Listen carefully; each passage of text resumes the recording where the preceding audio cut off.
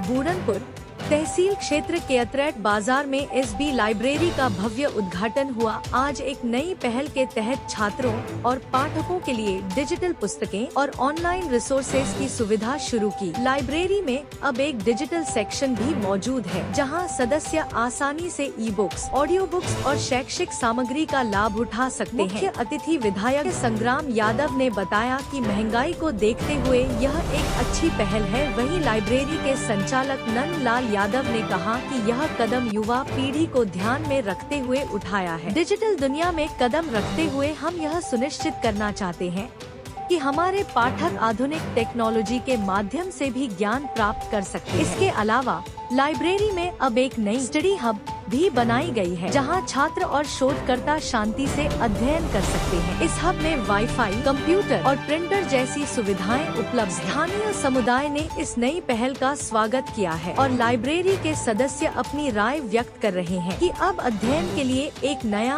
और रोमांचक अनुभव प्राप्त हुआ है। वहीं मौजूद रहे प्रदीप सोनी, नंदलाल यादव, साहिल यादव, अनुकुमार मौर्य, घनश्याम यादव, हरिवंश वर्मा, महेंद्र यादव, लाल बिहारी यादव, नरेंद्र यादव आदि लोग मौजूद रहे।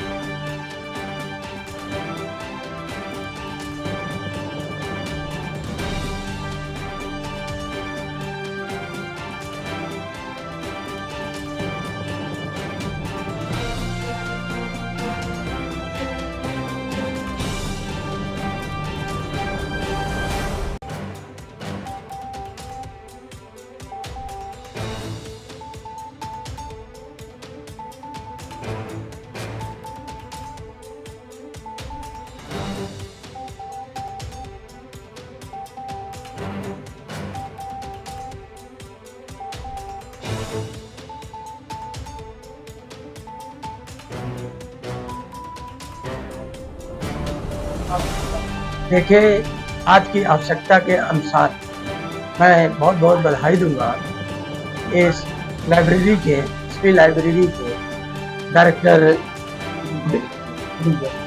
विनोद जी को बहुत बहुत बधाई दूंगा। उन्होंने एक शानदार डिजिटल लाइब्रेरी अतरैट बाजार में खोल करके आसपास के बच्चों को जो पढ़ाई लिखाई से जोड़ने का काम किया, नई टेक्नोलॉजी से जोड़ करके भविष्य बनाने का अवसर देने का काम किया। उसके लिए मैं विनोद यादव जी को बहुत बहुत शुभकामनाएं देता हूं, बधाई देता हूं कि उनका प्रयास निश्चित तौर पर आसपास के बच्चों को भविष्य बनाने में अपना महत्वपूर्ण योगदान देगा। मैं इस डिजिटल लाइब्रेरी के प्रति शुभकामनाएं भी देता हूं, इसके उज्जवल भविष्य की कामना करता हूं। जैसा कि आपने शुरू में लिखा कि डिजिटल लाइब्रेरी, आजकल दुनिया में परिवर्तन, लोग डिजिटल की तरफ बढ़ रहे हैं।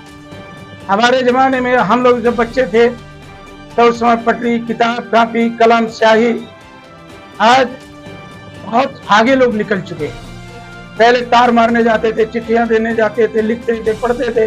आज आप 1 मिनट के अंदर दुनिया के किसी हिस्से से जुड़ सकते हैं।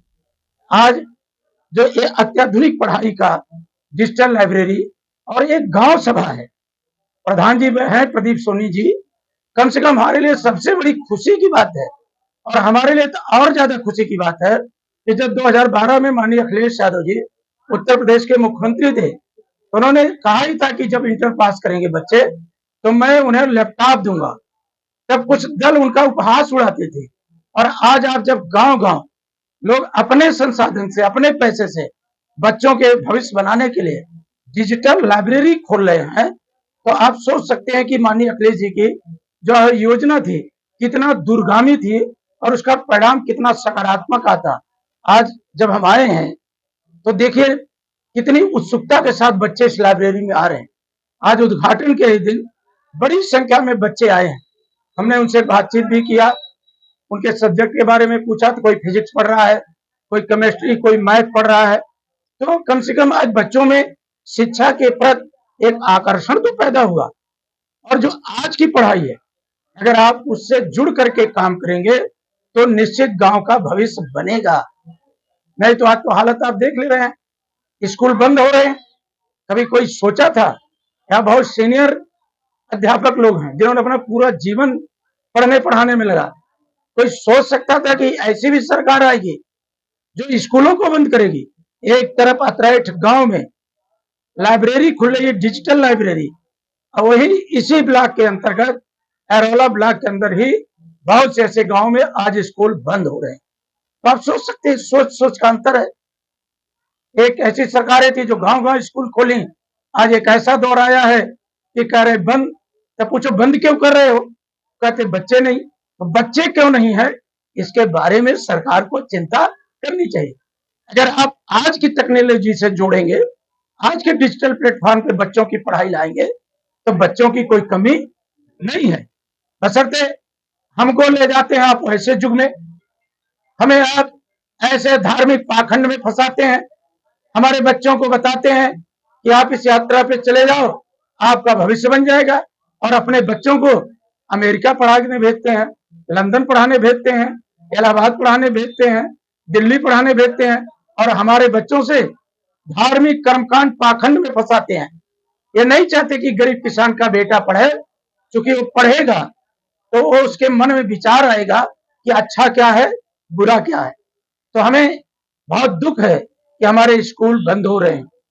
एक तरफ स्कूल बंद हो रहे हैं, उसी तरफ विनोद यादव जैसे उत्साहित लोग अपने संसाधन से आज एक डिजिटल लाइब्रेरी अतरेठ बाजार में खोल करके आसपास के बच्चों के भविष्य को बनाने का जो काम कर रहे हैं, मेरी बहुत बहुत उनके प्रति शुभकामनाएं हैं, स्नेह है, और ईश्वर से प्रार्थना है कि विनोद यादव जी को इतनी शक्ति दें कि जो इतना अच्छा प्रायोजन उन्होंने किया है, जो डिजिटल लाइब्रेरी खोल करके इतना बड़ा काम किया है, उसमें ईश्वर की भी इन पर आशीर्वाद बढ़े, या डिजिटल लाइब्रेरी यहाँ के बच्चों के भविष्य बनाने में कामयाब हो।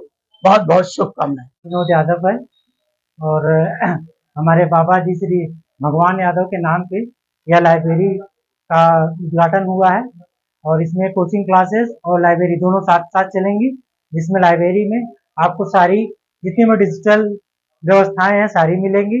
महिलाओं के लिए अतिरिक्त सुविधाएं मिलेंगी उनको, और उनकी टाइमिंग जो है महिलाओं की वो डे टाइमिंग रहेगी, और जो बच्चे हैं, लड़के हैं, उनको 24/7 रहेगा।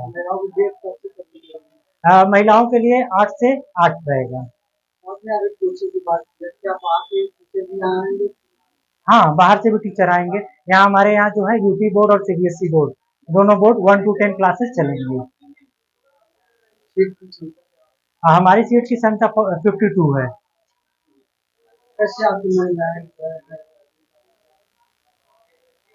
देखिए, मन में आया कि अब तो फिलहाल बेरोजगार है, इस वजह से हमारा शिक्षा से हम जुड़े हुए शुरू से ही, कुछ अनफॉर्चुनेटली की वजह से हमारा जो नहीं कहीं सिलेक्शन हो पाया, हम सोचे कि कम से कम इसके माध्यम से हम अपने शिक्षा के स्तर को बनाए रखेंगे और अपनी शिक्षा को दूसरों को भी प्रदान करते रहेंगे। हाँ, रोजगार भी रहेगा और अपनी शिक्षा, हाँ, कमाई भी कर रहे हैं। यहाँ क्या क्या सुविधाएं होंगी?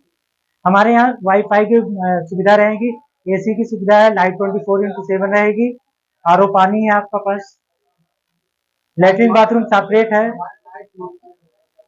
नहीं, सोलर पैनल लगा हुआ है हमारे यहाँ। क्या करेंगे इस वगैरह की?